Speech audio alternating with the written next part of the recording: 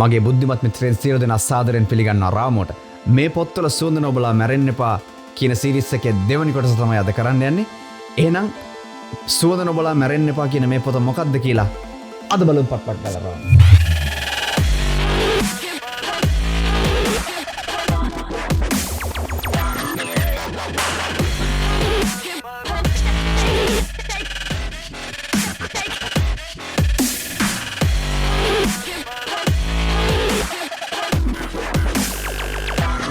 ඉතින් මගේ මිත්‍රවරුන්ටත් වෙලා තියෙනත් මෙන්න මේ වගේ සිදුවීම්. ඔයගොල්ලෝ පොතක් ගන්න කඩේට ගිහිල්ලා ඉන්නකොට ඒ ළඟ තියෙන වෙන පොතක් නිකන් පොඩ්ඩක් පෙරලා බලලා ඒකට ආසයි තියලා ඒක අරන් ආපු අවස්ථා තියෙනවා ඇති කියලා මම හිතනවා. මේ අද කතා කරන්න යන පොතත් අන්න ඒ වගේ මම බොහොම අහම්බෙන් පෙරලා බලලා මම දැනන් හිටියේ නෑ, මම රිවිව් එකක්වත් මොකුත් දැකලා තිබුණෙත් නෑ.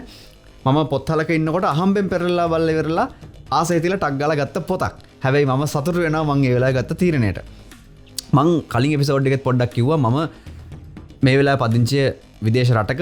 ඒ නිසා මම ලංකාවට ආපුවාම විවිධ පොත් සාප්පු වලට පොත්හල් වලට යනකොට ඒක පොත්හලකිනුත් පොත් 50ක් 60ක් ගන්න අවස්ථා තියෙනවා. ඉතින් ඒ වගේ විශාල පොත් ප්‍රමාණයක් මම ගත්ත අවස්ථාවකදී තමයි මම එතකොට ඒ වගේ පොත් ගන්න යනකොට ලයිස්ට්ුවක් හදාගෙන යනවා. ඉතින් මට ආස පොත් මම ලයිස්ට්ුවක් හදාගෙන තින්නේ. ඒව ගන්න අතරේ මේ පෙරලා බලලා තව ආස දෙන්නත් ගන්නවනේ එතනදී. ඉතින් ඔහොම ගත්ත පොතක් තමයි මෙන්න මේක.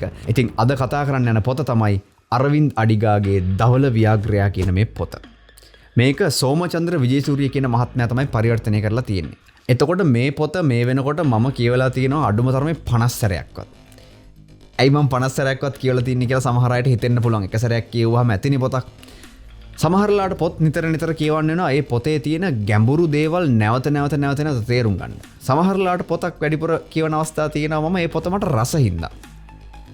ඔතන තමයි මෙහෙම කතන්දරයකුත් තියෙනවා. එක එක්කෙනාගේ පෞද්ගලික ප්‍රතිභාව තුන්නේ. මම කෑම කන ගමන් පොත් කියවන කෙනෙක්. කෑමක් කනකොට මට පොතක් ඕනමයි. ඒක මම පුරුදු වෙන්නේ මගේ කියවීමට විශාල වශයෙන් රුචිකත්වයක් දක්වන මගේ මාමා ජීබී ඒකනායකගෙන්. මම පොඩි කාලේ දකිනවා මගේ මේ ජීබී ඒකනායක මාමා පොත් කියවන ගමන් පත්තරයක් කරනවා. එයා හැම වෙලේම මොනවා කරත් පුළුවන් නම් අතේ මොකක් හරි තියලා කියවන ගමන් තමයි වැඩ කරන්නේ. ඉතින් ඒකෙන් මම පුරුදුනේ.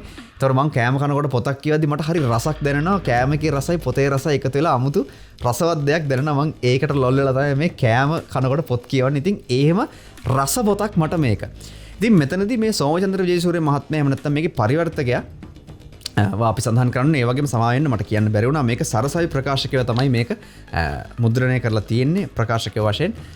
සෝමචන්ද්‍ර විජේසූරිය මහත්මයා අතිශයින්ම ප්‍රශංසනීය කාර්යභාරයක් කරලා තියෙනවා කියලා මට හිතෙනවා මේ පොත පරිවර්තනය කිරීමේදී. මොකද මේ කෘතියේ මුල් රචකයා මතු කරන්න හදපු රසය, මතු කරන්න හදපු උපහාසය, මතු කරන්න හදලා තියෙන කර්කශක ස්වභාවය, ඒ සියලු දේවල් ඊටාම සූක්ෂමන්දමින් මතු කරලා තියෙනවා කියලා මට හිතෙනවා මේ සෝමචන්ද්‍ර විජේසූරිය මහත්මයාණනි ස්තුතියි ඔබතුමා ඊටාම හොඳ කාර්යභාරයක් කරලා තිනවා කියලා මට හිතෙනවා. ඇයි මේ පොත අපිට වැදගත් වෙන්නේ? ඉතින් මම කියවනේ මං ආස එක හේතුවක් තමයි මේ පොතේ රස. මම කියවනකොට මේ භාෂා ශෛලිය, මෙයා ලියලා තියෙන විදිහ, මේ අරවින්ද අඩිගා මේ දේවල් ඉදිරිපත් කරලා තියෙන ආකාරය ඊටාම රසවත්. අනිත් කාරණේ තමයි මේ ආසියානු රටවල් වල සමහර ආසියානු රටවල් වල තියෙන විවිධ සංස්කෘතිකාංග කලින් තිබුණේ කොහොමද? බටහිර ආක්‍රමණ වලින් පස්සේ ඒවා වෙනස් වුණේ කොහොමද? ඒ වෙනස් වෙලා බටහිර ආක්‍රමණිකයෝ ඒ රටවල් දාලා ගියාට පස්සේ ඒ රටවල් ඒ ක්‍රම විනාශ වෙලා කුඩු වෙලා අමුතු අලුත් එකක් හැදිලා ඒ අලුත් එකෙන් දැන් මොකද වෙන්නේ? අන්න ඔය වගේ තල ගණනාවක් මෙතනින් එතනින් එහාට අමතරව මානසික රෝග කියන ඒවා අරහෙමේ මේ හැම දෙයක්ම අමුතු විදිහට බොහොම සියුම් විදිහට, හැබැයි කොයි තැනකවත් මානසික රෝග කියන වචනේ පාවිච්චි වෙන්නේ නැහැ පොතේ. නමුත් මේකේ බල්රාම් හල්වයි එහෙම නැත්නම් මුන්නට පැහැදිලිවම මානසික රෝගයක් තියෙනවා. ඉතින් ඒ වගේ ඒවත් මේකෙන් බොහොම සියුම් විදිහට තට්ටු කරලා තියෙනවා කියලා මට හිතෙනවා. ඉතින් කියවලා බලන්න මොන පොතක් කියලා ඔන්න මම ඕගොල්ලන්ට නිර්දේශ කරනවා. එතකොට මේ පොතේ තියෙන්නේ බල්රාම් හල්වයි එහෙම නැත්නම් මුන්නා කියලා ඉන්දියාවේ පහත් කුලයක දුප්පත් කුලයක කෙනෙක් කොහොමද අඩියෙන් අඩිය උඩට නැගලා ඉන්දියාවේ මහ දැවැන්ත ව්‍යවසායකයෙක් බවට පත් වෙන්නේ කියන කතාව මේකේ තියෙන්නේ. හැබැයි ඒ උඩට නගින එක නෙමෙයි මේකේ කතාව. මේ කතාව වෙනස් දෙයක්.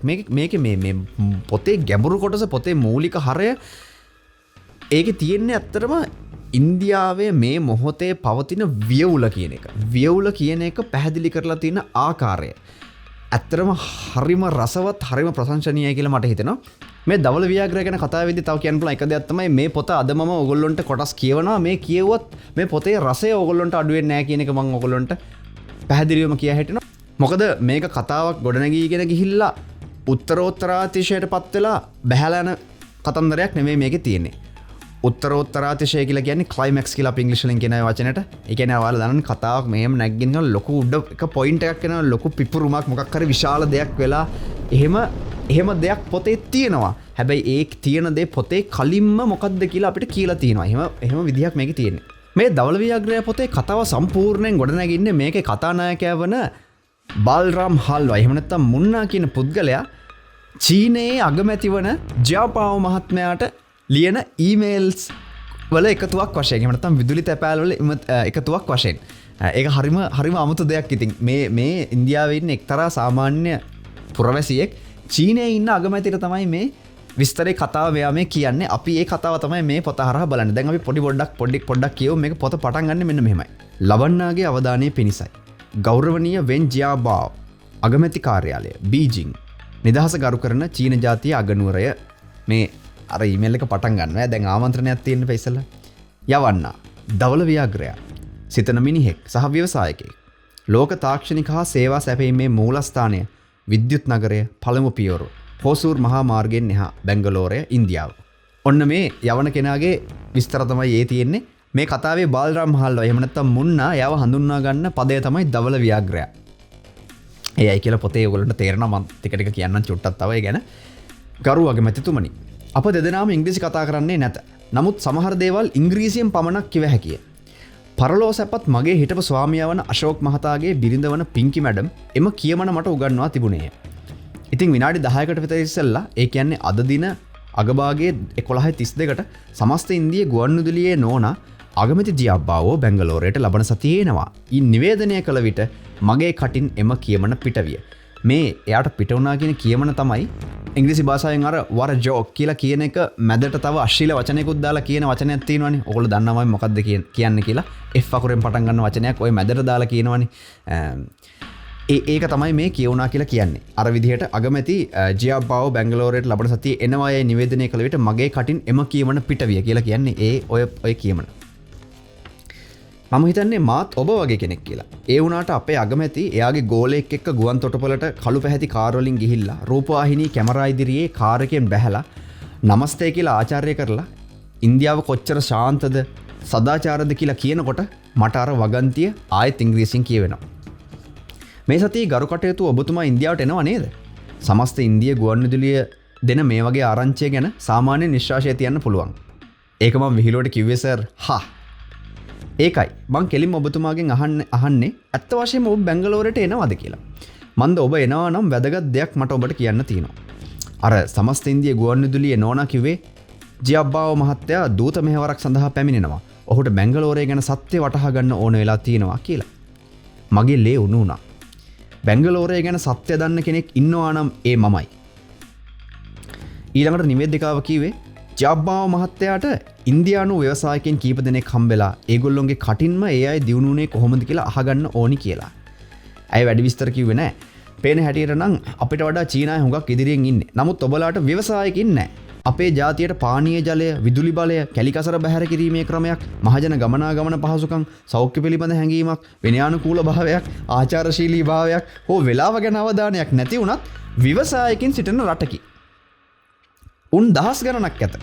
විශේෂයෙන්ම තාක්ෂණික අංශයේ.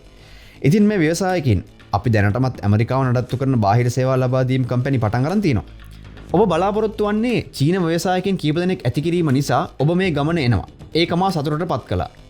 නමුත් මට මතක් වුණා ජාත්‍යන්තර රාජ්‍ය සත්කාර අනුව මගේ රටේ අගමැතිතුමා සහ විදේශ අමාත්‍යවරයා මල් මාලා ගෙදර අරන් යන්න පුළුවන් ගාන්ධිගේ පුංචි සඳුන්ලී පිළිරුවක් ඉන්දියාවේ අතීතය වර්තමානයේ අනාගතය ගැන පොත් පිංචක් රැගෙන ඔබ හමු වීමට නියමිතයි.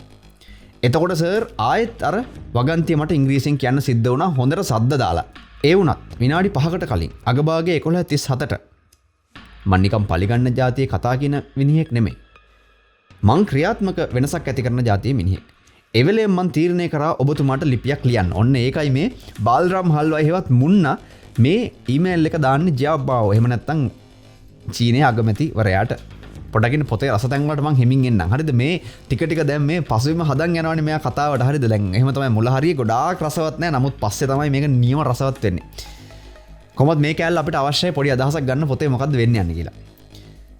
මුලින්ම මම පෞරාණික චීන ජාතියට තියෙන මගේ අතිශය ගෞරවය ගැන ඔබතුමාට කියන්න. මං ඔබේ රටේ ඉතිහාසය ගැන කලකට ඉහතදී පරණ දිල්ලියේ ඉරිදා පරණ පොත්වෙළඳ පොලේ තිබූ මනරම් නැගෙනහිර පුදුමාකාර කතා නම් පොතක් කියවීමි. ඒ දවස්වල මං ඒ විදිහට යම්කිසි දැනුමක් ලබා ගැනීමට උත්සුක වුණා. ඒ පොතේ හොංකොං හිසිරි මුහුදු කොල්ලකාරයන් සහ රත්රන් වල පසුබිම් තොරතුරුද තිබුණා. ඒකේ කියලා තිබුණේ චීන ජාතකයන් පෞද්ගලික ස්වාධීනත්වය හා නිදහස ගරු කරන අය කියලා. බ්‍රිතාන්‍යයන් ඔබලා සේවකයන් බවට පත් කර ගැනීමට උත්සාහ කළත් ඔබලා එයට ඉඩ නොදුන්නා. අගමැතිතුමනි මං ඒක අගය කරනවා. මොකද මාත් වරක් සේවකයෙක්ව හිටියා. ඔබට පේනවානේ මෙන්න මේ කොටස හරි වැදගත්. මාත් වරක් සේවකයෙක්ව හිටියා කියන එක හරි වැදගත්. මේ පොතේ ඉස්සරහට යනකොට සහ ඔයගොල්ලන්ට තේරෙනවා මේක මේ පොතේ මූලික අත්තිවාරමේ ලොකු කොටසක්. විදේශිකින්ගේ ආධිපත්‍යයට යට නොවුණු ජාතීන් 3 වර්ගයක් පමණයි. චීන, ඇෆ්ගනිස්තානු සහ ඇබීසියන් වරුන් පමණයි. මං අගය කරන්නේ මේ ජාතීන් 3 විතරයි. අපේ සුදු ජාතික ස්වාමීන් මද්ද්‍රව්‍ය පාවිච්චියෙන්, මොබයිල් දුරකථන පාවිච්චියෙන් සහ තමන් නැති කරගෙන ඇති නිසා ලෝකයේ අනාගතය දුඹුරු මිනිසා සහ කසාවන් මිනිසා අතර රඳා පවතී යන මගේ බලාපොරොත්තුව නිසාත් හා චීන ජාතකයන් ඔවුන්ගේ නිදහස ගැන තිබූ ලෝලත්වය නිසාත් ගාස්තුවක් අය නොකර බැංගලෝරය පිළිබඳව ඇත්ත ඔබට කියා දීමට මම ඉදිරිපත් වෙමි. මගේ ජීවිත කතාව නම් එයයි. මං ඒ ඔබට කියන්නම්. ඔබ බැංගලෝරයට આવුත් වීදි සංඥාවක නතර වූ විට කවුරු හරි ළමයෙක් මෝටර් රථයකට දුවගෙන આવුත් වීදුරුවට තට්ටු කරනු ඇත. ඔහු සෙලෝපේන් කඩදාසියක පරිස්සමෙන් ඔතන ලද හොරෙන් ගෙන්වන ලද ඇමරිකානු පොතක් ඔසවා පෙන්වනු ඇත. එහි නම පහත දැක්වේ. ව්‍යාපාර සාර්ථකත්වය සඳහා රහස් 10ක්. හෝ දවස් 7කින් ව්‍යවසායක වන්න. එවැනි ඇමරිකානු පොත්වලට ඔබේ මුදල් නහත්ති කරන්නට එපා. ඒවා යල් පැනපු පොත්. මං අයත් වන්නේ හෙට දවසට. සාම්ප්‍රදායික අධ්‍යාපනය අතින් බැලුවොත් මට අඩුපාඩු තිබෙනවා. කොටින්ම කියනවා නම් මං ඉස්කෝලෙන් කට්ටි පැන්නා. කවුද ඔවා ගණන් ගන්නේ? මං වැඩිපුර පොත් කියවලා නැති වුණත් වැදගත් පොත් කියවලා තියෙනවා. සදාකාලිකව මැජමෙන ශ්‍රේෂ්ඨම කවියන් 4 දෙනා වන රූමි, ඉක්බාල්, මීර්සා සහ මට නමාමතක 4 වැනියාගේ කෘතීන් කටපාඩමින් කියවන්න මට පුළුවන්. මම ශ්‍රවශක්තියෙන් ඉගෙනගත් ව්‍යවසායකයෙක්. ඒ වගේ අය තමයි හොඳම ව්‍යවසායකයෝ. මා විශ්වාස කරන්නේ. බැංගලෝරයට આવුත් එහි ඊටාම සාර්ථක. නමුත් සමහර විට අඩුම ප්‍රසිද්ධියක් ඇති ව්‍යාපාරිකයා වූ මගේ කතාව ඔබතුමා ඇසුවහොත් ව්‍යවසායකත්වයේ ඇතිවීම, පෝෂණය වීම සහ මිනිසාගේ මේ අති උත්කෘෂ්ඨ 21 වන සියවසේ ව්‍යවසායකත්වයේ වර්ධනය පිළිබඳව සියල්ල දත යුත්ත ඔබට වැටහෙවි. වඩාත් නිශ්චිතව කියනවා නම් දුඹුරු සහ කහ මිනිසාගේ ශතවර්ෂය ඔබයි මමයි. දැන් මේ මුන්නා එහෙම නැත්නම් බල්රාම් හල්වයි මේ ඊමේල් එක ලියන්නේ මෙයාගේ තියෙන ඔෆිස් එකේ ඉඳන් බැංගලෝරේ. හැබැයි වෙලාව පාන්දර. ඒක මේ පොතේ ඊළඟ කොටසේ තියෙනවා. මම මේ කොටසට යන්නේ නැහැ. අපි ඊළඟ රසවත් කොටසක් බලමු. මෙතෙන් නම් තමයි මේක ලියන්න පටන් ගන්නේ. මේ වෙනකොට මෙයා ඊටාම සාර්ථක ව්‍යවසායකයෙක් බැංගලෝරේ. හැබැයි කවුරුත් මෙයාව එහෙම අඳුරන්නේ නැහැ ලොකෝට. නමුත් අතිශය ධනවත් කෙනෙක් මේ වෙනකොට. මගේ රටේ ජනතාවගේ ඉපැරණි හා පූජිත චාරිත්‍රයක් නම් කතන්දරයක් කීමට පළමුව උසස් අධිකාරියකට යාඥා කිරීමෙන් පසුව එය පටන් ගැනීමය. ගරු උතුමාණනි, මමත් එසේම යම්කිසි දෙවියෙකුගේ පස්ස ඉඹලා පටන් ගත යුතුයයි මා සිතනවා. ඒ වුණත් කොයි දෙවියන්ගේ පස්ස පැත්තද? කොයිතරම් දෙවිවරු තෝරා ගන්න ඉන්නවද? මුස්ලිම් වරුන්ට එක දෙවියෙක් ඉන්නවා, ක්‍රිස්තියානින්ට දෙවිවරු 3ක් ඉන්නවා. ඉතින් හින්දුවරුන් වුණ අපිට දෙවිවරුන් 36 මිලියන 4ක් ඉන්නවා. දෙවිවරුන්ගේ පස්ස අපිට 36 මිලියන 4කින් මට තෝරගන්න පුළුවන්.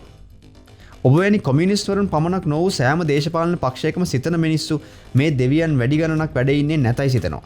සමහරු සිතන්නේ උන් එකෙක්වත් නැහැ කියලා. අපි මැදි කරගෙන අපි වටා අඳුරු සාගරයක් තියෙනවා. මම කවියෙක් හෝ දාර්ශනිකවාදියෙක් නොවන නිසා මම ඇත්ත දැනගන්නේ කෙසේද? මේ දෙවිවරුන් කිසිම වැඩක් නොකරන බව ඇත්තයි. හරියට අපේ පාලකයින් වගේ. නමුත් අවුරුදු පතා දෙව්ලොව ඇති රත්තරන් ආසන වලට උන්පත් වෙනවා. ගරු අගමැතිතුමනි, මං කියන්නේ ඒ අයට මම ගෞරව කරන්නේ නැහැ කියලා. ඒ වගේ පෞකාර සිතුවිල්ලක් ඔය කහපාට ඉස්ගෙඩිය ඇතුළට ගන්න එහෙම එපා. මගේ රට දෙපැත්තටම කැපෙන්න වැඩ තියෙන තැනක්. ඉන්දිය ව්‍යවසායකයෙකුට එකපාරටම වංක හා අවංක, විශ්වාසනීය හා සමච්චල්කාර, තක්කඩි හා අකලංගති තිබිය යුතුයි. ඒ නිසා මගේ ඇස් වහගෙන අත් දෙක ගෞරවාකාර නමස්කාර ආකාරයට බැඳගෙන මගේ අඳුරු කතාන්දරයට ආලෝකය ලබා දෙන ලෙස යදිමි. ජාබෝ මහතාණෙනි, මේ ගැන කමා කරන්න. මේකට ටිකක් වෙලා ගත වේවි. පස්සා පැති 36 මිලියන 4ක් ඉබීමට කොහොමද කල් ගත වෙයි ඔබ සිතනවාද? නොමයි පරිච්ඡේද දෙක තරකින් අවසන් වෙලා පොඩි තරුතුණකුත් දාලා ගොඩ වෙලාවකට පස්සේ තමයි ඉවරයි කියලා ආයි ළඟ පටන් ගන්න. ඉබලා ඉවර වෙලා කියලා. එතකොට අපිට ඉන්දියාවේ මේ ලස්සන බොලිවුඩ් චිත්‍රපටි වලින් වගේ දකින්න තියෙන අතිශය අලංකාර බොහොම වර්ණවත් ඉන්දියාව වෙනුවට මේ කතාවේ මේ ලියන අපේ අරවින්ද් අඩිගා මුන්නා එහෙම නැත්නම් බාල්රාම් හාල්වායි කියන මේ චරිතය හරහා ඉන්දියාව පිළිබඳව පුදුමාකාර නිර්දය පුදුමාකාර කර්කශක ඒ වගේ මට හිතෙනවා පුදුමාකාර සත්‍යවාදී විවරණයක එහෙම නැත්නම් එලිදරව් කිරීමක මෙයා යෙදෙනවා කියලා මට හිතෙනවා. ඒ ඉන්දියාව කියන්නේ මහා වියවුල් ගොඩක් තියෙන රටක්. ඒක ඕගොල්ලෝ දැනටමත් දන්නවා ඇති කියලා මම හිතනවා. මහා වියවුල් ගොඩක් තියෙන රටක්. ඒ වියවුල් හැදිලා තියෙන යම් මට්ටමකින් හේතු වුණ පසුබිම් මොකද්ද? ඒ වියවුල හරහා යන සමාජයේ ඊටාම පහත පාන්තිකයෙක් සහ එයාගේ පවුල් වලට වෙන්නේ මොකද්ද? ඔන්න ඔය වගේ දේවල් මහා පුදුමාකාර විදිහට මේ පොතේ තියෙනවා.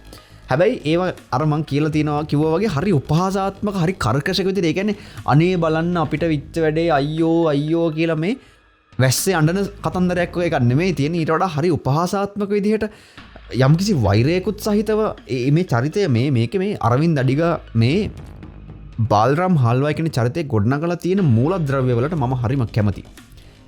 අන්න ඒක මම හිතනවා ගොඩක් වෙලාවට කතන්දරයක් ලියනකොට ඒ වගේම එහෙම නැත්නම් ස්ක්‍රිප්ට් එකක් ලියනකොට හරි කතාවක් කියනකොට හරි මේ කැරක්ටර් ආර්ක් කියලා අපි කියන එකට. ඒ කියන්නේ මේ කතාවේ ඉන්න චරිතවල මූල ධාතුන් නිවැරදි පරිදි පහදලා ඒ චරිත විවිධාකාර අවස්ථාවලදී ලෝකය දකින්නේ කොහොමද කියන මනෝවිද්‍යාත්මකව වළංගු වෙන ආකාරයට ලියපු කතා බොහොම අඩුයි කියලා මම හිතනවා. එහෙම ලියපු කතා වලට තමයි මම ගොඩක් ආසා. ඒ වගේම කතා වුණත් චිත්‍රපටි හරි එහෙම නැත්නම් වෙන ඕනෑම ආකාරයක කලා නිර්මාණයකදී මේ චරිතයක් ඉන්නවා නම් අපි කැරක්ටර් ආර්ක් එකක් කියලා අර මං කියවා වගේ ඒ චරිතය හැසිරෙන ආකාරය පිළිබඳව කොහොමද ඒ චරිතයට විවිධ දේවල් වෙන්නේ, ඒ චරිතය ලෝකෙ දකින්නේ කොහොමද කියන එක හැම වෙලේම අපි දන්න මනෝවිද්‍යාත්මක නීති යටතේ වළංගු වෙන්න ඕන කියන එක මම හිතනවා.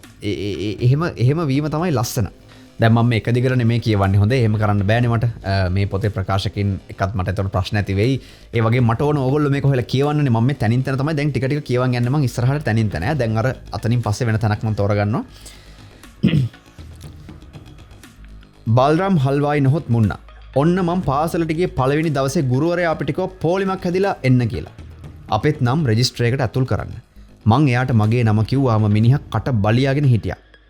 මුන්නා ඒක නියම නමක් නෙමෙයි. ඔහුගේ දේ නිවැරදිය. මුන්නා කියන්නේ පිරිමි ළමයාට තවත් යදුමක්. ඔයගොල්ලෝ දන්නවා ඇති ගොඩක් අය හින්දියෙන් මුන්නා කියන්නේ කොල්ලා කියන එකට. මට එච්චරයි තියෙන්නේ සර් මම කීවෙමි. ඒ කතාව ඇත්ත. කවුරුත් මට නමක් දීලා නැහැ. උඹේ අම්මා උඹට නමක් දුන්නේ නැද්ද? අම්මට හුඟක් අසනීපයි. ඇඳේ ඉඳගෙන ලේවමනේ කරනවා. මට නම් දෙන්න එයාට වෙලාවක් නැහැ. එතකොට උඹේ තාත්තා? එයා රික්ෂාකාරයෙක් සර්. එයාටත් මට නම් දෙන්න වෙලාවක් නැහැ. උඹට ආච්චි කෙනෙක් නැද්ද? නැන්ද කෙනෙක්, මාමා කෙනෙක් නැද්ද? ඒගොල්ලන්ටත් වෙලාවක් නැහැ. ගුරුවරයා අනිත් පැත්ත හැරිලා පන්තියේ පොළොව මත රතු පාට බුලත් කෙල පාරක් ගැහුවා. ඔහු තොල්ලව කෑවේය.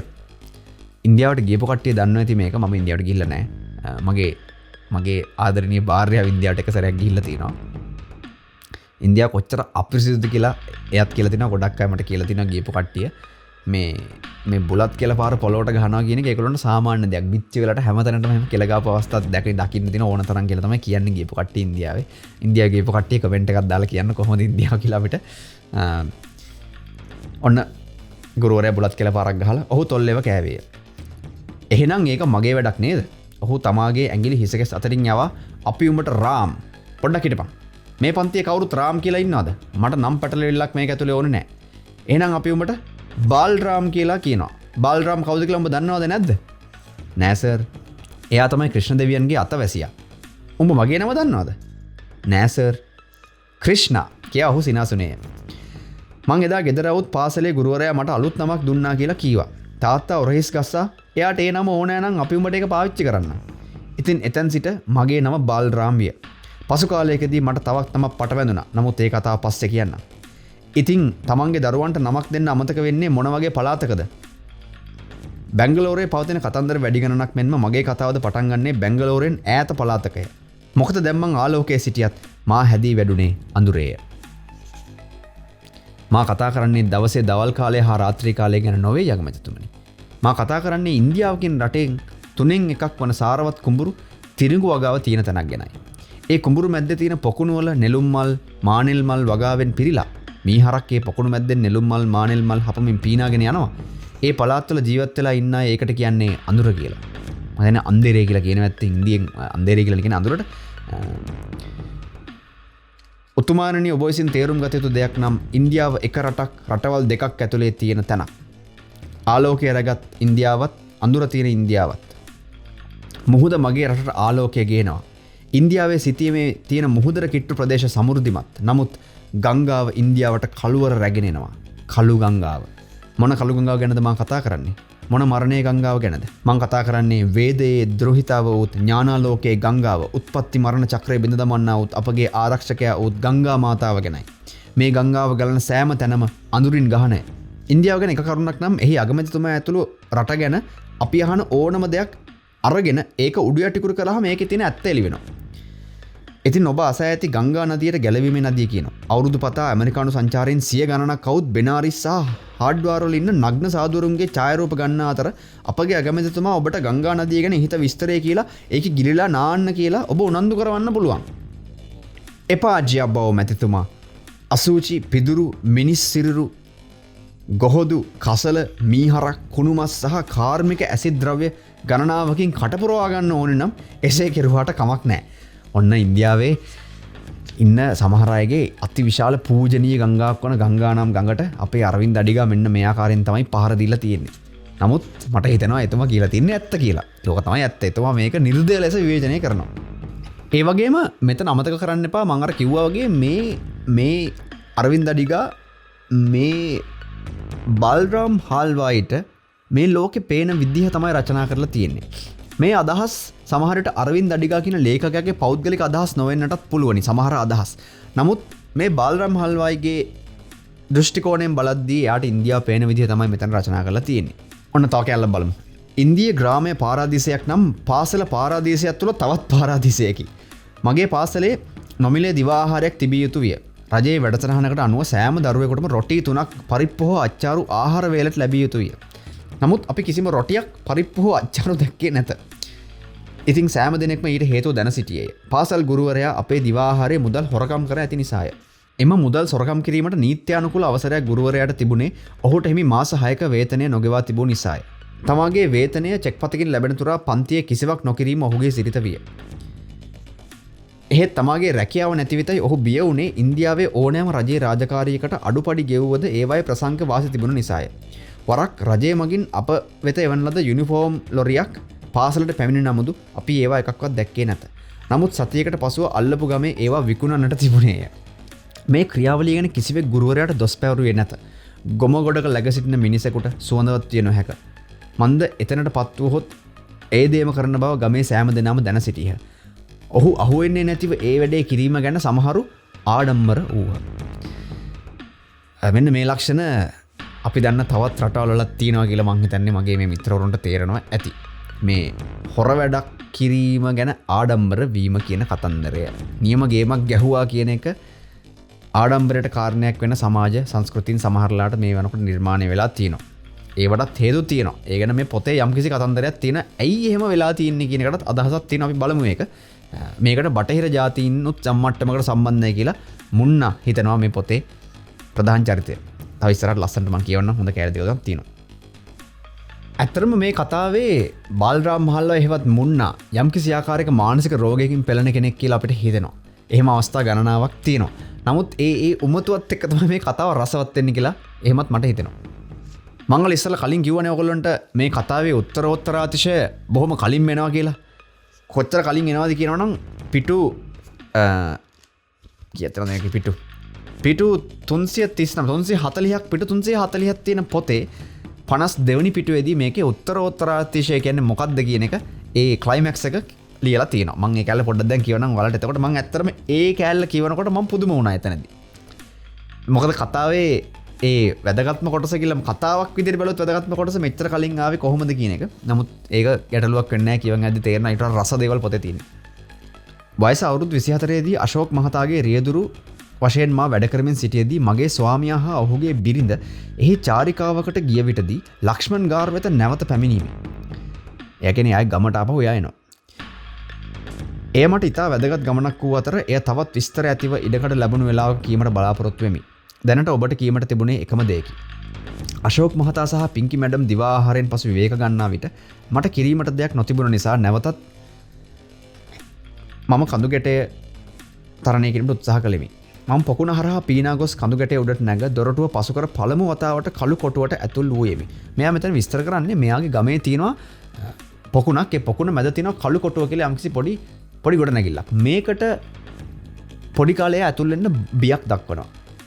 ගමින් ඈත් වෙලා කාලයක් ඉඳලා එයාගේ ස්වාමියා එක්ක රියදුරෙක් වශයෙන් ගමට ආවට පස්සේ මෙයා ගිහිල්ලා ඒ කළු කොටුවට පීනලා ගිහිල්ලා නගිනවා.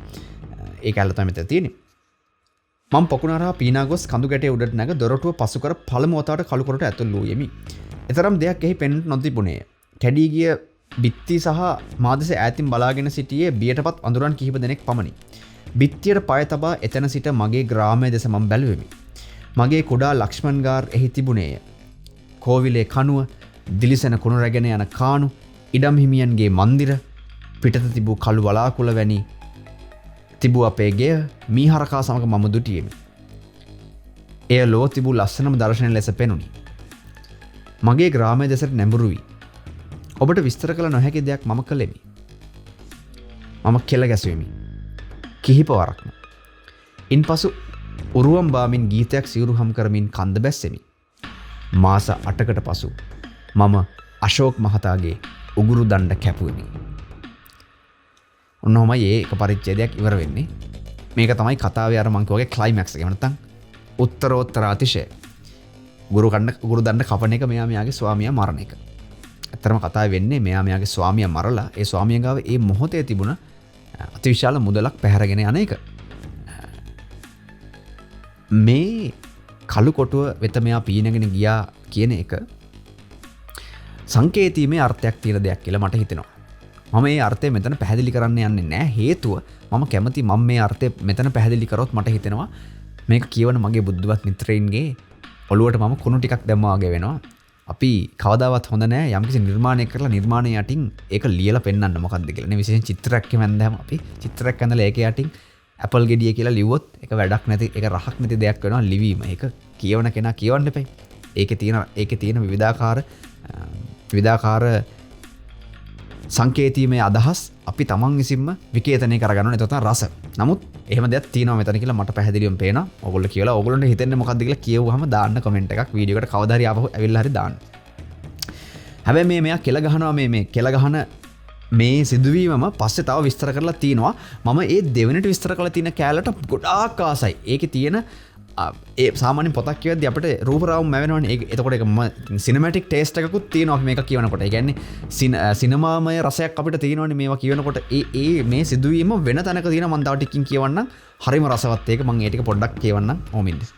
ඔන්න මම අර කලින් කියවපු සිදුවීමම මෙයා පස්සේ තැනක තව විස්තර කරලා කියලා තිනවා. මෙතනදී මෙයා හරියට තුන්වෙනි පාර්ශවයක් මෙයා දිහා බලන් ඉන්නවා වගේ තමයි මේ විස්තරය කරන්නේ. ඉතින් මම හරිම කැමති කොටසක් මෙන්න මේක. ඔයගොල්ලෝ කියවන්න. ඉතින් මම මේ කැලේ කියන කලින් පොඩ්ඩක් කියන්න ඕන. දෙවියන් වහන්සේ ලෝකය මැව්වාය, දෙවියන් වහන්සේ ලෝකය පාලනය කරනවාය, සර්ව බලධාරී දෙවියන් වහන්සේ කෙනෙක් ඉන්නවාය කියලා විශ්වාස කරන අදහන මිත්‍රයින් කොටසකුත් රාමෝ බලනවා. මේ කොටස මා කියවන්නේ ඒ අයට අපහාසයක් වෙන දෙවියන් වහන්සේට අපහාසයක් කරන්න නෙමෙයි. මේ රචකයා ලියලා තියෙන විදිහයි මට ඒක වැදගත්. මේ මෙතනින් කියන්න හදන පණිවිඩයට වඩා මට වැදගත් මෙයා ලියලා තියෙන විදිහ. මම වංග පොඩ්ඩක් කියලා ඉන්නම්. මම කැමති නෑ මේක වැරදි විදිහට අර්ථකථනය කරනවට කවුරුවත්.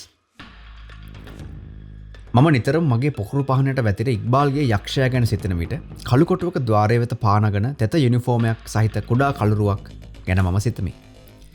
අන්න ඔහු කොටුවේ පවුර මත පුදුමයටපත් වඳුරන් වට කරගෙන දැන් ඔහු එක පායක් බැම්මක් මත ගසාගෙන සිටී.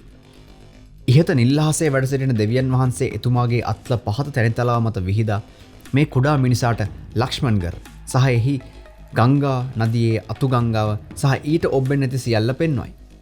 එවැනි ග්‍රාමයන් මිලියනයක් බිලියනයක ජනතාවක්. ඉතින් දෙවියන් වහන්සේ මේ කුඩා මිනිසාගෙන් මෙසේ අසයි. මේ සියල්ල විශ්මයාකාර නැද්ද? සියල්ල චමත්කාර නොවේද? මගේ සේවකයා වීමට ඔබ කෘතඥ නොවේද? ඉතින් තෙත කාකි යුනිෆෝමයක් හැඳිමේ සිටින මිනිසා ලෝකය මේ විදිහට මැවීම ගැන උතුම් වූ දෙවියන් වහන්සේට ස්තුති කිරීමට පෙර තරහෙන් වෙවුලනවා මෙන් මට පෙනේ.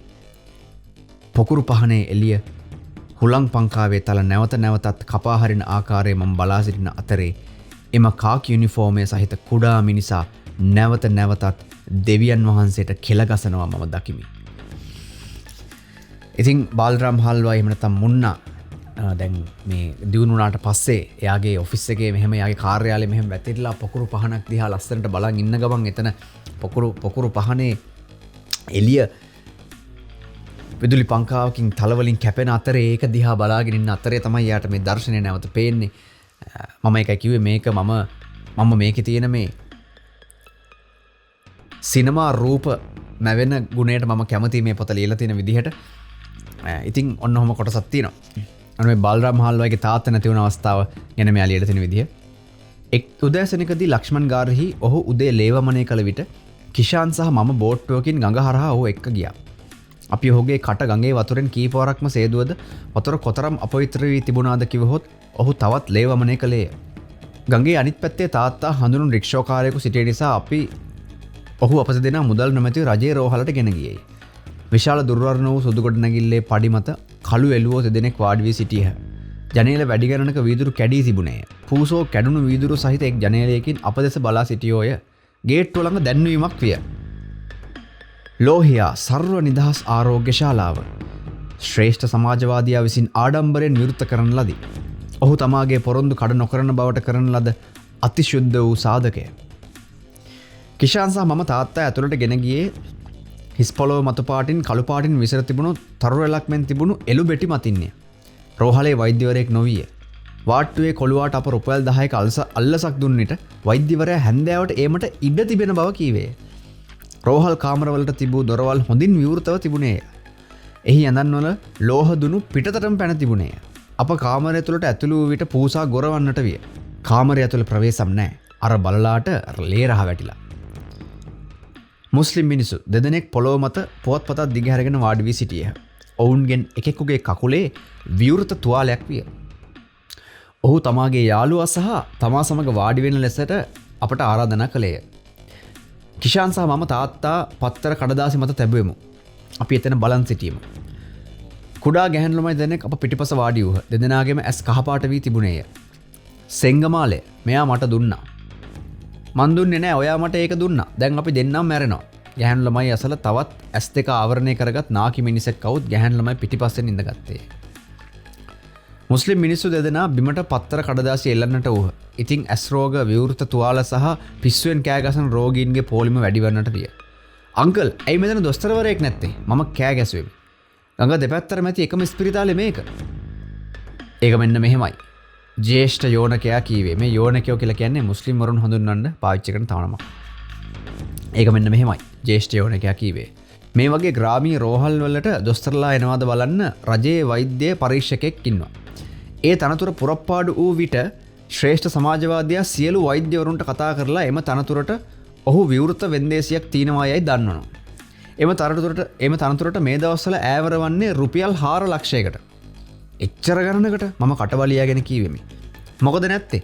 දැන් රාජ්‍ය සේවයේ හොඳට සල්ලි තියෙනවා. හිතන්න මම දොස්තර කෙනෙක් කියලා.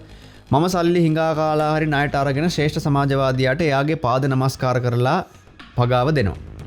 ඔහු මට රස්සාව දෙනවා. මම දෙවියන්ට සහ ඉන්දීය ව්‍යවස්ථාවට දියුරුම් දෙනවා. ඊට පස්සේ ප්‍රාදේශීය නගරේ මං සපත්තු මේසෙ උඩ තියා ගන්නවා. ඔහු තමාගේ පාද මණක් කල්පිත මේසයක් උඩ තබා පෙන්වුවේ. ඊළඟට මගේ පරීක්ෂාවට භාජනය වන සියලුම කනිෂ්ඨ දොස්තරලා මගේ කාර්යාලයට කැඳවනවා. මගේ විශාල රාජ්‍ය ලැජරය මම එළියට අරගන්නවා. මං කෑ ගසනවා. දොස්තර රාම් පාණ්ඩි! ඔහු මට ඇඟිල්ල උරුක් කළේ. මම එම නාට්‍යයේ මගේ ජවනිකාව රඟපෑවිමි. මම ඔහුට ගෞරවාචාර කරමි. ඔහු තමාගේ අත්ල මාවිත දිගු කළේ. හොඳයි දොස්තර රාම් පාණ්ඩි. කරුණා කර ඔබේ පඩියෙන් 3න් එකක් මගේ අල්ලට දාන්න. හොඳ ළමයා. ඒකට හරියන්න මම මෙහෙම කරනවා. ඔහු මලක් කල්පිත ලැජරේ හරියක් දැම්මේ. ඔබගේ පඩියේ ඉතිරි මුදල තමා ළඟ තියාගෙන සතියේ දිනවල පෞද්ගලික රෝහලක වැඩ කරන්න. ගම අමතක කරලා දාන්න. මොකද මේ ලැජරයට අනුව ඔබ එහි සිටියා. ඔබ රෝගීන්ගේ තුවාලවලට බෙහෙත් දැම්මා. ඔබ අර සෙංගමාලයේ තියෙන ගෑනු ළමයා හොඳ කළා. ලෙඩ්ඩු කීවෝය. අපි වටා රොක්වී කන්දුන් වාට්ටු කෙල්ලෝ ඔවුන්ගේ හිස් නවමින් ඒ අගය කළහ. දූෂණ වංචා පිළිබඳ කතා සමහර විට හොඳම කතා නොවේද? හොඳයි නැද්ද? කිෂාන් තාත්තාගේ මුවට කැම ඩිංගක් දැමුව විට එය ලේ සමග ඔහු එළියට දැම්මේ. ඔහුගේ කෙට්ටු සිරර එහාට මෙහාට කහිමින් ගැහෙන්නට විය. කහපාට ඇස් ඇති ගෑනු ළමයි විලාප තියන්නට උහ. අනිත් ලෙඩ්ඩුත් තාත්තාගේ නිවත් උහ. එයාට කාස රෝගේ හැදිලා නේද? වයසක යවණකයා Tamanගේ තුවාලය මත ලගින්ටන මැස්සන් නෙලවමින් ඇසුවේය. අපි දන්නේ නැහැ මොකද්ද කියලා මහත්තයෝ. ඔහු ටික කලක් ඇස්සෙන් පීඩා වින්දා. නමුත් අපි මොකද්ද කියලා දැනගෙන හිටියේ නැහැ. ඒක ක්ෂය රෝගය තමයි. ඕක රික්ෂෝකාරයන්ට හැදිලා තිනවා. ඉස්සෙල්ලා දැකලා තිනවා. ඔවුන්ගේ වැඩ නිසා ඔවුන් දුර්වල වෙනවා. දොස්තර හැන්දෑවට එන්න පුළුවනි. දොස්තර පැමිණියේ නැත. එදින හැන්දෑවේ 6ට පමණ රජයේ ලෙජරේ නිවැරදිව වාර්තා කළ පරිදි මගේ තාත්තා ඔහුගේ ක්ෂය රෝගයෙන් නිට්ටාවටම සුව විය. සිරුර ඉවත් කිරීමට පළමුව තාත්තා සිටිතන පිරිසිදු කළ යුතුයයි වාට්ටු සේවකයෝ අපට කීවෝය. අපි සිමෙන්ති පොළවෙන් ලේ හෝදන විට එළුවෙක් පැමිණ එය ඉව කළේය. වාට්ටු කොල්ලා උගේ පිටට තට්ටු කර මහත කැරට්ටලයක් දුන්නේය. අපි තාත්තාගේ රෝග බීජ සහිත ලේ බිමින් සෝදා හැරීමු. ඉතින් ඔන්න ඔහොම ඉන්දියාවේ ඒ වගේ පළාත්වල වැඩ කෙරෙන්නේ. මේ කතානායකට ධවල ව්‍යාග්‍රය කියන නම යටන්නේ එක්තරා හේතුවක් උඩ. ඒක පටන් ගන්න මෙන්න මෙහෙමයි. එක් දිනක් මගේ ජීවිතයේ මාදුටු ආකර්ශනීයම ඇඳුම් කට්ටලයක්. නිල් පාට සෆාරි කට්ටලයක්. බස් කොන්දොස්තරගේ ඇඳුමටත් වඩා අනර්ග ඇඳුමක් ඇඳගත් පුද්ගලයෙක් පාසලට එන පාරේ ඇවිදගෙන ආවේය. ඔහුගේ ඇඳුම් දෙස බැලීමට අපි දොරකඩට රොක්කු යමු. ඔහු අත බස්තමක් වූ අතර අපි දොරකොඩ සිටින ආකාරය දැක ඔහු එය වැනුවේය. අපි පන්තියට ආපසු දිවගොස් පොත් දිග අරගෙන වාඩි වූයෙමු. එය හදිසි පරීක්ෂණයක් විය. නිල් සෆාරි ඇඳුම් ඇඳගෙන සිටි මිනිහා එහෙම නැත්නම් පාසල් පරීක්ෂක බිත්තිවල තිබූ ගුල් හෝ රතු කෙල පාරවල් දෙස තමාගේ බස්තම යොමු කරන විට කනගාටුයි සර් කියමින් ගුරුවරයා ඔහු අසල බැගෑපත්ව සිටියේය. මේ පන්තියේ දස්තරයක් නැහැ. පුටු නැහැ. ළමයින්ට යුනිෆෝම් නැහැ. උඹ කීයක් පාසල් අර මුදලින් හොරගම් කළාද? පාසල් පරීක්ෂක වගන්ති 4ක් කළු ලෑල්ලක ලියා බස්තම එක් සිසුවෙකුට උරුක් කළේය. කියවපන්. සිසුවෙක් පාසා සිසුවෙක් නැගී සිට බිත්තිය දෙස ඇසිපිල්ලන් ගැසුවා විතරයි. බාල්රාම්ට කියන්න සර් ගුරුවරයා කීවේය. එයා තමයි පන්තියේම හපන අයා හොඳින් කියවනවා. ඉතින් මම නැගිටලා කියෙව්වෙමි. අපි අලංකාර රටක ජීවත් වෙමු. මේ රටේදී බුදුන් වහන්සේ බුද්ධත්වයට පත් වූ සේක. ගංගා නම් ගංගාව අපගේ මිනිස්සුන්ට පැලෑටීන්ට සතුන්ට ජීවය දේ. මේ දේශයේ ඉපදීම ගැන අපි දෙවියන්ට කෘතඥ වෙමු. හොඳයි. පාසල් පරීක්ෂකවරයා මගේ නම කළු ලෑල්ලේ ලියන්නසර මට කීවේය. ඉක්බිතිව ඔහු තමාගේ අත්ඔරලෝසුව පෙන්වා මට වෙලාව කියන්නයි කීවේ. ඔහු තමාගේ පසුම්බිය ඇද කුඩා ඡායාරූපයක් පෙන්වා මගෙන් ඇසුවේ අපගේ ජීවිතවලට ඉතාම වැදගත් මේ මිනිසා කවුද? එම ඡායාරූපය ඉත්තෑකූරු මෙන් සුදු හිසකෙස් ඇති පිරුණු කම්මුල් සහිත ඝන රත්තරන් කරාමු ඇඳ සිටි පුද්ගලයෙක් පෙනුනේය. ඔහුගේ මුහුණ බුද්ධිමත්ව මෙන්ම කාරුණිකව බැබළුනේය. ඔහු මහා සමාජවාදී අය. ඉතින් බුදුන් වහන්සේ කවුද? මෝක්ෂය ලබාගත් මිනිහෙක්. මෝක්ෂය ලබාගත් දෙවියෙක්. හොඳයි. මේ මහා සමාජවාදියා පොඩි ළමයින්ට දුන් පණිවිඩය කුමක්ද? උත්තරේ කෝවිලක පිටත ලියා තිබුණා මම දැක ඇත්තෙමි. පොලිස්කාරයෙක් එක් දිනක රතු තීන්තෙන් ලියා තිබුණේය. ඕනෑම ග්‍රාමයක පිරිමි ළමයෙකුට ඉන්දියාවේ අගමැති වීමට පිළිවන් මේ දේශයේ සිටින කුඩා ළමුන්ට දිය හැකි පණිවිඩය එයයි. ඔන්න දැන් මුන්නා සියලු පරීක්ෂණ වලින් සමත් වෙනවා එතනදී. එයාට විතරයි මේ එයාගේ පන්තියේ මේ දේවල් කරන්න පුළුවන් මේ වෙනකොට. ඔන්න තේරෙනවා මේ ක්‍රමය කොච්චරක් දූෂණය වෙලාද කියලා. ඒ වගේම අපිට තේරෙනවා මුන්නා කියන්නේ කොච්චර දක්ෂ ළමයෙක්ද කියලා. කොච්චර දක්ෂ පුද්ගලයෙක්ද කියලා මෙන්න මේ පොඩි කාලෙම මේක තේරෙනවා. නමුත් එයා ඉන්න ග්‍රාමයේ එතන තියෙන තත්ත්වය අනුව බොහොම අමාරුයි ඉගෙනීමෙන් ඉදිරියට එන්න. එතකොට පරීක්ෂකවරයා මෙන්න මෙහෙම කියනවා. තරුණයා නුඹ මේ මෝඩයන් හා තක්කඩීන් අතර සිටින බුද්ධිමත් අවංකමින් බැබලෙන කෙනෙකි. ඕනෑම වනාන්තරයක පරම්පරාවකට වරක් පැමිණෙන දුර්ලභම සතා මොකාද? ඒ ගැන කල්පනා කර මම දවල ව්‍යාග්‍රයයි කීවෙමි. මේ කැලෑවේ ඉන්න උඹ ඉන්න එකෙක්. පරීක්ෂකවරයා පිටත්ව යාමට පළමුව මම පැට්නා වලට ඔබට ශිෂ්‍යත්වයක් දෙන්න කියලා ලියලා අරිනවා. උඹ නියම පාසලකට යන්න ඕනි. මෙතනින් නැත තැනකට. උඹට නියම යුනිෆෝමයක් සහ නියම අධ්‍යාපනයක් ඕනි වෙනවා. ඔහු වෙන්න යාමේදී මට තෑග්ගක් දුන්නේය. එය පොතකි. එහි නම මට හොඳින් මතකය. මහත්මා ගාන්ධිගේ ජීවිත කතාවෙන් ළමයින්ට පාඩම්. මා දවල් ව්‍යාග්‍රය වුණේ එහෙමයි. 4 වෙනි පස්සෙන් නන්ද මට වැටුණා. ඒ කතාවේ ඉදිරියේදී එළියට එවි. ඉතින් මගේ ගුරුවරයා හා සහාය මිත්‍රයන් ඉදිරියේ මම දවල් ව්‍යාග්‍රයයි නම් වී පොතක් තෑගි වශයෙන් ලැබීම ශිෂ්‍යත්වයක් පොරොන්දු වීම මේ සියල්ල සුභාරංචි වූ අතර අඳුරේදී නිතින්ම සිදුවන කියමන නම් ඒවා අසුභාරංචි බවට පත්වීමය. ඉක්මනින්ම මට ඇවැස්ස නෑනෑ වන රීනා ඊළඟ ගමේ තරුණයෙකුට මාට්ටු වුණා. අපි ගෑන්ළමගේ පැත්තේ වූ නිසා අපිට තට්ටු වුණා. එම තරුණයාට අලුත් බයිසිකලයක් මුදල් සහ රිදී අලල්ලක් දී උත්සවාකාර විවාහ මංගල්‍යයක්ද කිරීමට අපට සිදු වූයෙන් ඒවා අපි කෙරුවෙමු. අගමැතිතුමනි ඔබ දන්නවා ඇති ඉන්දියානුවන් වන අපි මංගලෝත්සව කොතරම් උත්සවාකාරයෙන් සමරනවාද කියලා. මේ දවස්වල වෙනත් රටවල් වලින් ඉන්දියානු ක්‍රමයට විවාහ වීමට පිටරටියන් එනවා කියලා මං අහලා තිනවා. මං කියන්නේ මේ විදේශිකයන්ට මේවා ගැන හොඳ උපදෙස් ටිකක් දෙන්න අපට පුළුවන් කියලා. කළු ටේප් රෙකෝඩරයකින් චිත්‍රපට ගීත කන්න බිහිදි කරන තරමට වැයෙනවා. මුළු රාත්‍රිය පුරාම නටනවා බොනවා මට පදම් වුණා. කිෂාන්ටත් පදම් වුණා. විතරක් නෙමෙයි මුළු පවුලටම පදම් වුණා. මන් දන්නා විදිහට මීහරකාගේ කෑම් බඳුනටත් කසිප්පුවක් කරන්න ඇති. දින දෙක තුනක් පසු වුණේ. මම පන්ති කාමරේ පිටුපස ඉඳගෙන ගිය වාරයකදී යා කළු ලෑල්ලක් මත හුණු කැටකින් හෝඩිය ලියමින් සිටියේය. ළමයි කතා කරමින් නැතෝ රණ්ඩු කරමින් සිටියේය. පන්තිය දොරකඩ කිෂාන්, ඒ කියන්නේ මෙයාගේ අයියා හිටගෙන සිටියේය. ඔහු තමාගේ ඇඟිල්ලෙන් මට සංඥා කරේය. කිෂාන් මොකද අපි කොහෙට හරි යන්නද? මගේ ඇවැසනෑනට උත්කර්ෂවත් මංගලෝත්සවයක් ගැනීමට සඳහා දෑවැද්දක් දීමට විශාල ණය මුදලක් කොකාගෙන් පවුල ණයටගෙන තිබුණේ. මේ කොකා කියලා කියන්නේ ගමේ ඉන්න එක්තරා ඉඩම් හිමියෙක්. ඒගොල්ලෝ ගැන විස්තරය පොතේ තියෙනවා මම ඒ කැලේ ටිකක් පැන්නුවා. දැන් ඔහුගේ ණය ආපසු ඉල්ලා ඇත. පවුලේ සියලු දෙනාම ඔහුට වැඩ කළ යුතුය. මා පාසල් යන බව ඔහු හෝ ඔහුගේ මුදල් එකතු කරන්නා දැක ඇත. ඒ නිසා මාත් වැඩට බාර දිය යුතු විය. මාව තේ කඩේකට ගෙන යන ලදී. කිෂාන් තමාගේ අත් දෙක බැඳ කඩකාරයාට හිස නම ආචාර්ය කරේ. මමද කඩකාරයාට හිස නැමුවෙමි. ඔන්න ඔහොමයි මුන්නාගේ පාසල් අධ්‍යාපනය අවසන් වෙන්නේ. ඇත්තට මේ පොතේ ලස්සන තැන් කියවන්න මට පැය 5කුත් මදි කියලා හිතෙනවා.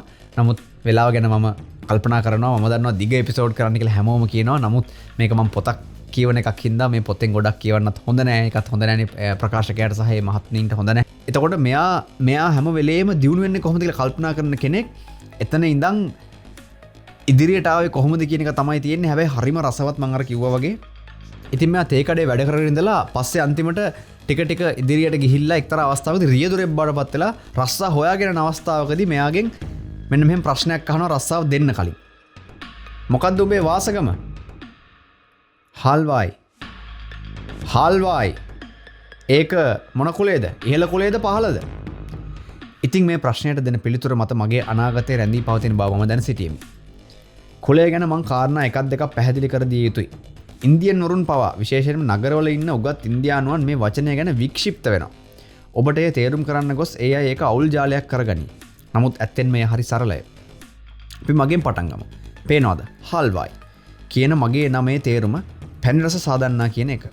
ඒක මගේ කුලයයි. මගේ ඉරණම. අන්ධකාරයේ සිටින ඕනෑම කෙනෙක් ඒක ඇහුණ ගමන් මං ගැන ඔක්කොම දන්නවා.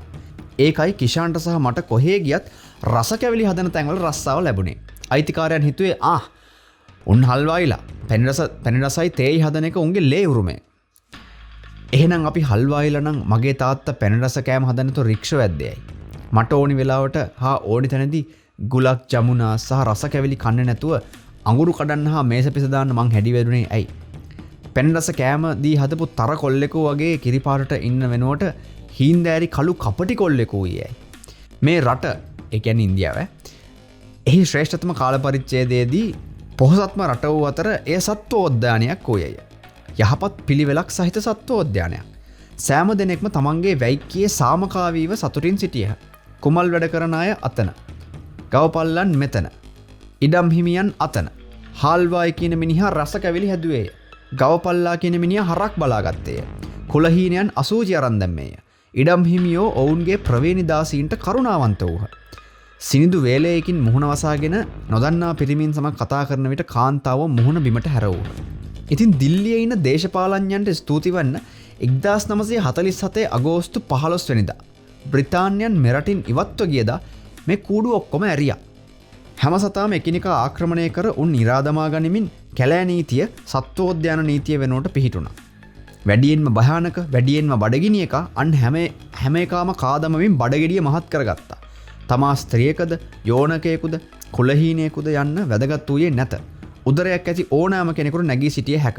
මගේ පියා නියම හල්වායිකාරයෙකු වූවා විය හැකිය.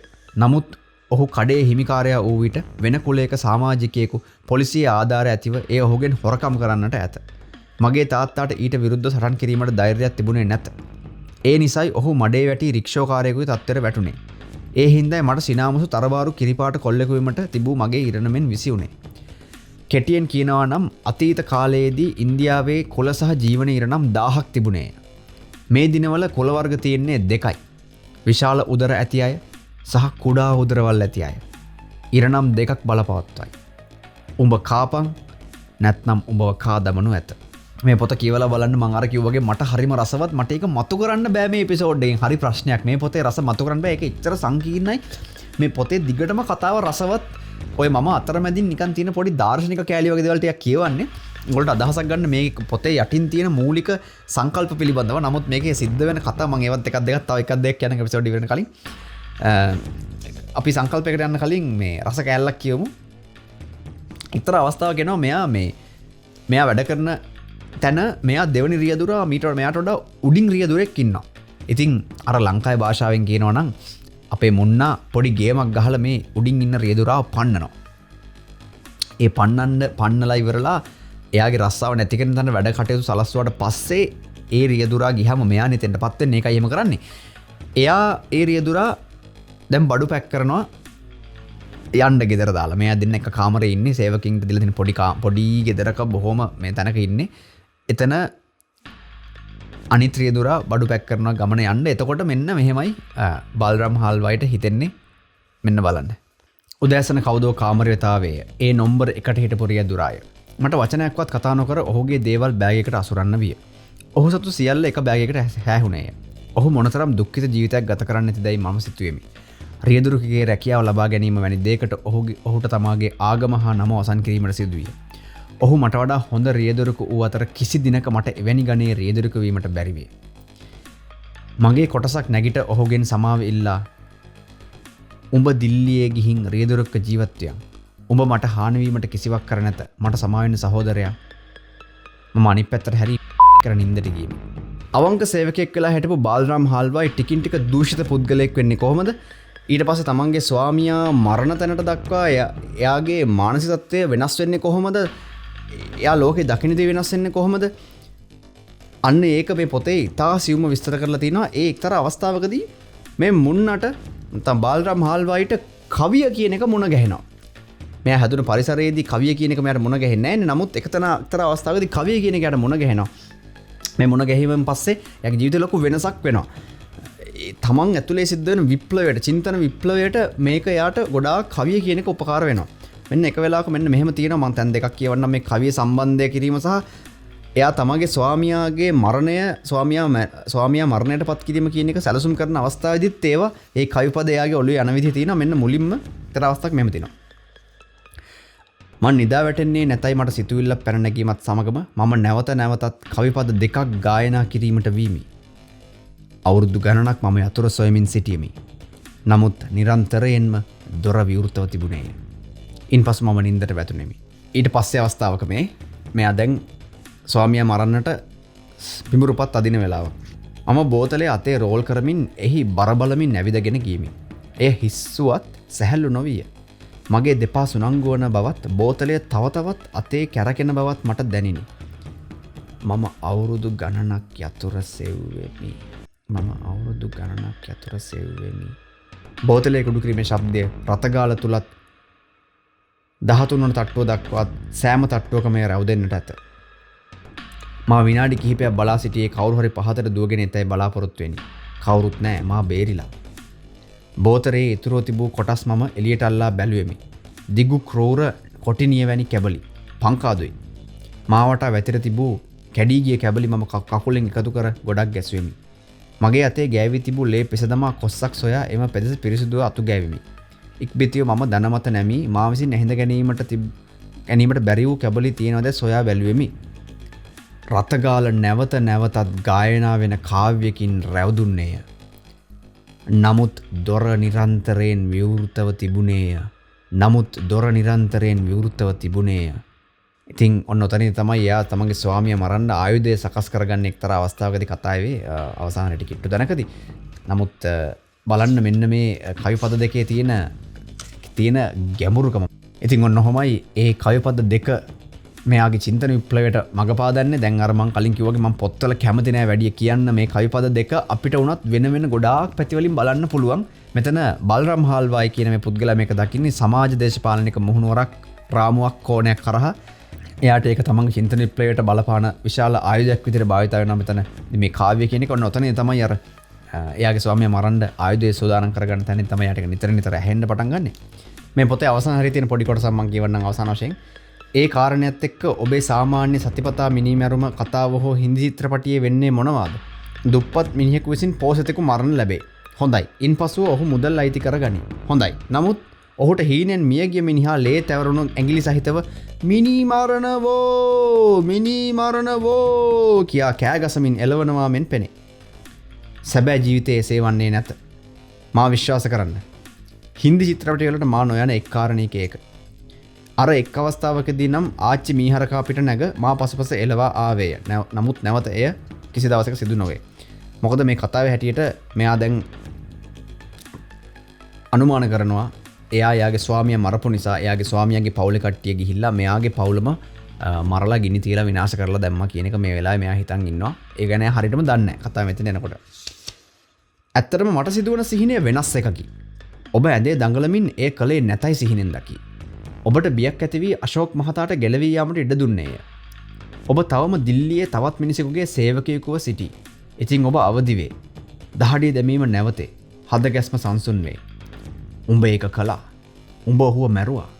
ඉතින් මේ කවියටම සම්බන්ධයෙන් මෙයා එක තැනකදී කියනවා තරුණ ඉන්දියානුවනි නුඹලාගේ විප්ලවය කඳුවලින් චීනයෙන් නක්සල්වරුන්ගෙන් විවිධ කණ්ඩායම් වලින් එනකම් බලා සිටින්නට එපා. ඔබලාගේ විප්ලවයේ පොත ඔබලාගේ බඩපතුලේ ඇත. ඒ වමරා කියවන්න කියලා. ඔන්න ඔය වගේ ලස්සන අදහස්, අමුතු අදහස් තියෙන විදිහට මේ චරිතය ගොඩනගලා තිනවා. ඉතින් ඔන්න ඔහොම තමයි මේ ධවල ව්‍යාග්‍රය කතාව ගලාගෙන ගිහිල්ලා එක්තරා විදිහකට ඉවර වෙන්නේ.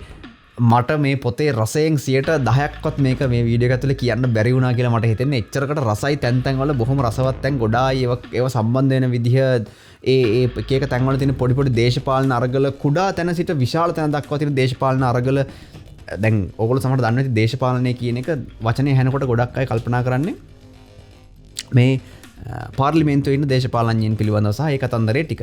ඊට අමතරව සාමාන්‍ය දේශපාලන කියන වචනේ ඇත්තටම තේරුම තමයි මනුෂ්‍ය සබන්තාවලට මැදිහත් වීම කියන එක කියන අදහස තියෙනවා. ඒ කියන්නේ දැන් ඔයාගේ ගෙදර ඇතුලේ දේශපාලනයක් තියෙනවා පොඩි. මිනිස්සු අතර වෙන විවිධාකාර බල දූරාවලින් හැදෙන විදිහ ගැන තමයි දේශපාලනය කියලා කියන්නේ. ඔයාගේ ගෙදර ඇතුලේ දේශපාලනයක් තියෙනවා. ඊට පස්සේ ඔයා වැඩ කරන තැනට ගියාම මෙතනත් වෙනම දේශපාලනයක් තියෙනවා. එහෙම තමයි ඇත්තටම කතන්දරේ තියෙන්නේ. ඉතින් ඒ වගේ ඔය වගේ මේක ඉතාම හොඳ විවිධාකාර තල විශාල වශයෙන් තියෙන නව කතාවක්. ඉතින් ඔන්න ඔහමයි අද අපි මේ පොත්වල සුවඳ නොබලා මැරෙන්න එපා කියන සීරීස් එකේ දෙවෙනි එපිසෝඩ් එක කරේ. කියලා බලන්න පොත පුළුවන් නම් පොඩි කමෙන්ට් එකක් දාන්න. කරුණ සමාව වෙන්න මට මේ පොත් ගන්නෙ කොහෙන්ද කියලා ලින්ක් එකක්වත් දාන්න විදියක් මම ඇත්තටම දන්නේ නැහැ. මම ඒක ඔයාලා බලන්නම් පුළුවන්ද කියලා. එහෙම නොදන්න හේතු කීපයකුත් තියෙනවා මම දැනගත්තත්. ඒ නිසා මේ පොත සොයා ගැනීම මම බුද්ධිමත් මිත්‍රයින්ට බාර කරනවා. කියලා ඉවරලා කමෙන්ට් එකක් දාන්න පුළුවන් නම් පොත කොහොමද කියලා. එහෙනම් ඊළඟ සතියේ හම්බෙනකම් සියලු දෙනාට ජය.